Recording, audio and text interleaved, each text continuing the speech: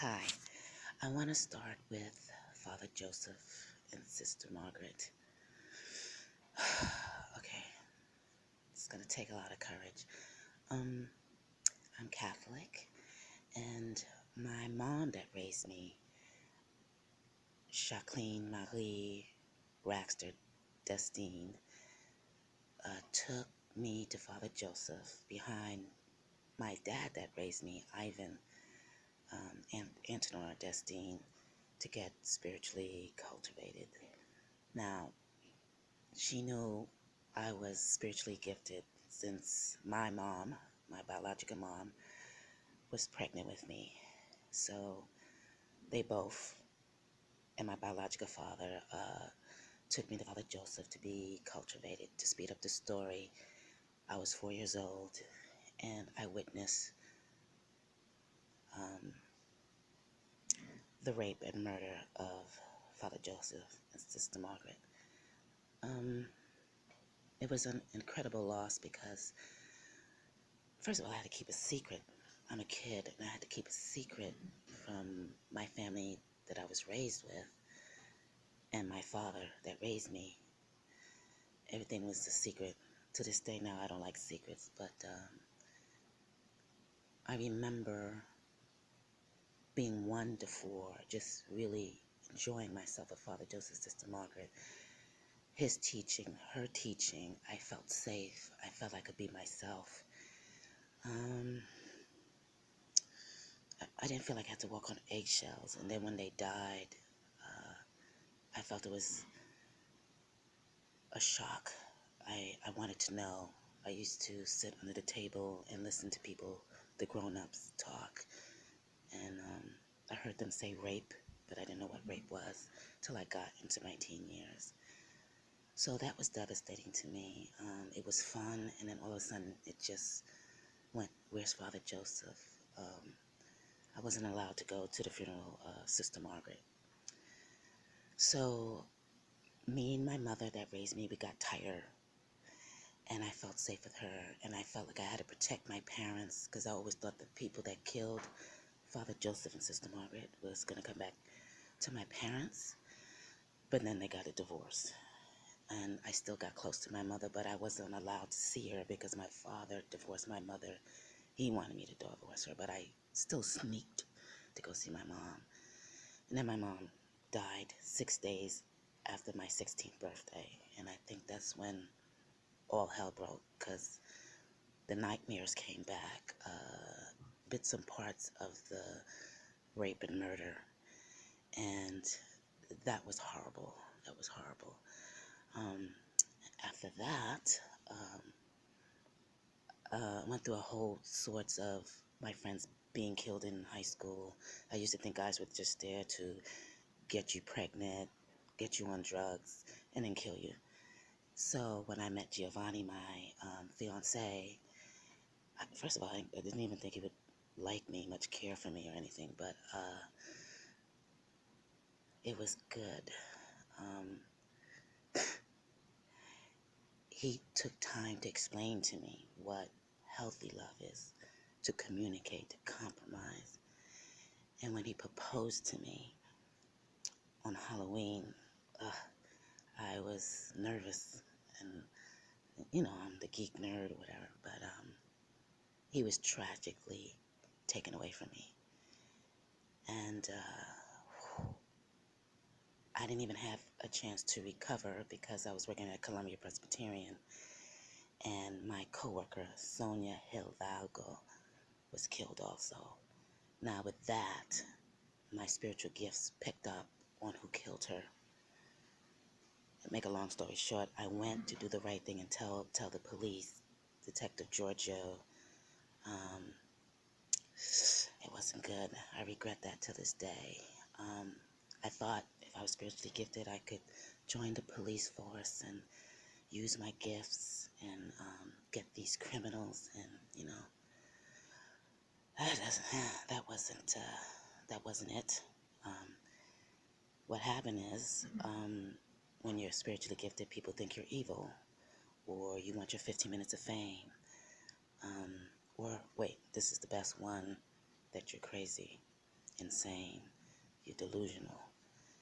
And worse is when you give the exact information, the worse is then they think you're evolved. So I would rather the cops think I'm crazy than be involved. And I apologize if I scare any of you. I left you like 2 videos before this one with a whole list of information of why I suffered and lost a lot. But moving on, after Giovanni died, I became homeless, which is another stigma. When you're homeless, you're lazy, you have no cerebral cognition, you're a whore, drug addict, liar, thief, just subhuman. And that went on for pretty much 20 years, in and out, in and out. Let me see what else I have here on my list. Oh, it turns out my father's daughter and his fourth wife ended up killing him, which I told Detective Giorgio back in 1995. You know, they killed my father, but he thought I was exaggerating. But I also let the fraud unit know also about that. But nothing was done until 11 years later on my birthday, January 23rd, 2007. Oriphael and Jet got arrested along with my cousin Sabrina and my half-sister Felicia. So on my birthday, that was a great present. Oriphael, my father's fourth wife, and my sister together killed my father. And it was interesting because I foretold that my sister, my father's daughter, I still have a problem with that, that she was going to die April 14th of 2008, and Oriphael was gonna die December 22nd, 2008, also of how you call it, cirrhosis of the liver. Now the thing with that was, it's crazy because when you say, you know, God told me, and I tell my family, they believe me, but there was also afraid. And then when it actually happens, then people, you know, they distance themselves from me. You know, they get a little scared. But what was really pivotal with Oriphael was that she had symptoms of cirrhosis of the liver, you know, like discolored fingers, extended stomach, the jaundice. But when they did an autopsy, her liver was perfect. So I'm not messing with the Lord. Okay, so then Sabrina's sister Evelyn and Shanita, Sylvia, Helen, which is Detective Anthony Samuel Graham's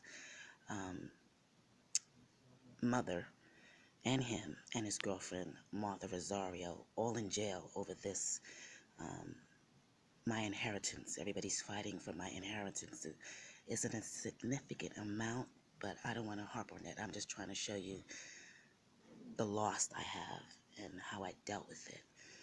And then finally, when I went to California, I tried to go to Los Positas College, and homeless, struggled, and couldn't graduate with my classmates because they said one of my classes was not college graduation material, which I questioned that, but you know, I don't want to lose it. I'm going through enough. So I came to Santa Monica 2016. I finished the required course. I took Music 33, and I got an A in it, and I sent my 2 free transcript. Los Positas said they never finished it, so. But anyway, that's a loss, because I fought. And what else I could say? Oh, one good thing is I met another fiance, my second fiance, Ace, and it was totally different. We had a long, I guess, courtship on the phone before we met, and we were best buds. And he's a Sagittarius, so he's like do, and always positive. Um, he died from prostate cancer um, in May of 2012. So that loss, I was a little bit more prepared with him because I knew he had prostate cancer, and I prayed and I dealt with it. Giovanni was more a surprise. Ace was more like you want to cherish every moment and you realize every second count, and you just want to remember everything, the shape of his face, putting my fingers through his hair, and when he had hair, and I actually shaved my head, and there's pictures of us being bald. So, but what I learned from him was you can't talk what you're gonna do, just do what you want to do. So I'm gonna leave you with that because it's already 11 minutes, and I was trying to make it short. But anyway, um, you could look at my film treatment, Don't Know. It's on YouTube. It's on Lycan. I gave you a whole list that basically says all this. Lastly, I would hope that you look up Brooke Greenberg. She is the lovely lady who doesn't age. I share something with this individual. I have, my age cell has reversed. So I'm chronologically 54, but biologically I'm under 20. And I want to really have my body tested for cures that could help, because I've had uterine fibroids for like 27 years in my body, and it has not turned cancerous. I'm prone with seizures, as they tell me, but there's no scarring on my brain. So you could see that on my YouTube channel, and I hope I didn't scare you. And it's 12 minutes, so I think that's short enough film. I hope it's not too long. Thank you for this opportunity, and I probably scare you, so I probably won't get admitted to your thing, but I just wanted to prove to you I was telling the truth. So this is Salau saying goodbye, and have a great, great day.